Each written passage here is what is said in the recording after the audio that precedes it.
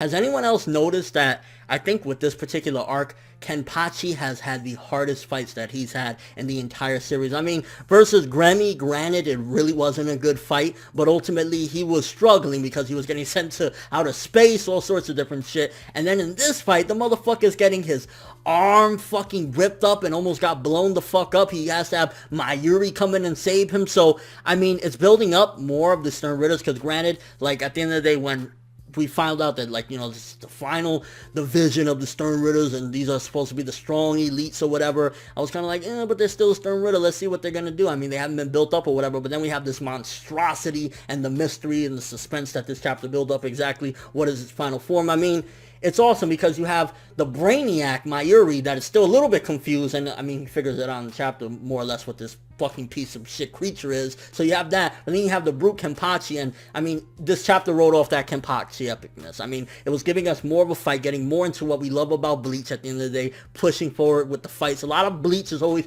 driven, the plot and the story, through fights. You're getting more and, you know, progressing through things through the fights, and if you have epicness with Kenpachi at the same time building suspense, and Kenpachi is struggling, like, we just got Shikai Kenpachi, and he's still struggling, that says a lot. I mean, he's been put up against foes that he shouldn't necessarily have to fight, or not have to fight, but shouldn't really fight because they're just not, like, they counteract against him too badly. Like, Grammy, he really was a bad matchup, and then this guy is like, Kenpachi is a brute, just, you know, gonna slash the fuck out of you, but when you have something that you can't really slash, yet again, it kind of puts Kenpachi in this awkward position as a character and as a fighter. But when you have the Brainiac Mayuri, it's like almost in a weird way a perfect match, because Kenpachi, he's gonna just slash everything, but Mayuri's gonna be smart about it. He's gonna be a dick, and the back and forth between the two of them in this chapter was fucking hilarious. I'm not gonna lie. It's like, are you mumbling again? And then when Kenpachi was like, no, I was mumbling myself, and went in, it was just like epic as fuck. But in essence, honestly, this chapter, epicness, Mayuri finding out, and the next chapter, hopefully we'll get the revelation exactly what this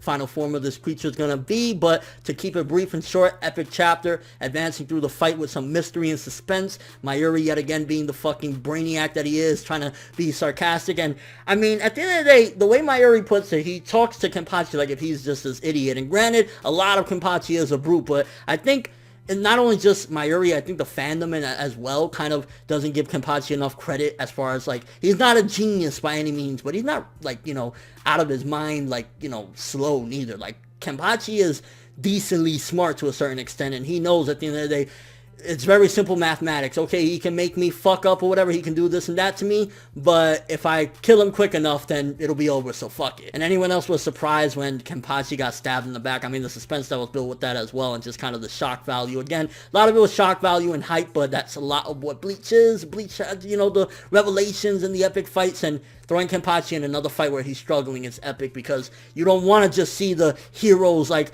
fuck you, and just take them out and be eventually rooting for the villains. Like, that's not what you want. You want to root for your heroes. And I was like, god damn, Kenpachi going in and struggling. So again, good chapter nonetheless. 7.5, maybe to an 8 for this one. It was comedy between the back and forth, the banter between the two of them, the villain, the mystery, the suspense of him, and at the same time, Kenpachi epicness. And the art was looking pretty good too. So well-balanced chapter for the most part. I mean, granted, the villain, it's going really, really quick, and he's had an impact against Kenpachi, but it's weird. That's the only thing I would say, is like the villain is weird, and I would like a little bit more, hopefully, in the next couple chapters. Not necessarily backstory, but just a little more into the character and see what the fuck this is, other than this weird monstrosity that is like fucking ripping and bending Kenpachi's arms, and all this stuff with the nerves and everything is like, yeah, let's get more about the villain so that way at least we can know what the fuck we're up against. But let me know what you thought of this chapter. How do you feel seeing Kenpachi up against the ropes, a little bit struggling, and just, what do you think? Honestly, I think the way Kubo matched it up, having this Brainiac and this brute at the same time, it's a nice balance, because you don't have it being too intelligent, and then at the same time you don't have it being too dumbed down. There's like, it brings a nice balance with the comedic aspects. It's almost like Stewie and fucking Brian or something. I don't know. Yeah, terrible comparison, but you get what I'm saying. And your thoughts of the chapter. But that's all I have for this review. Thanks for watching. Hope you enjoyed. If you liked anything I had to say or enjoyed the video, drop me a like. I'd greatly appreciate it. And if you haven't subscribed, if you could do so as well, that'd be amazing. I'm ForneverWorld, and as always, people, have an awesome day.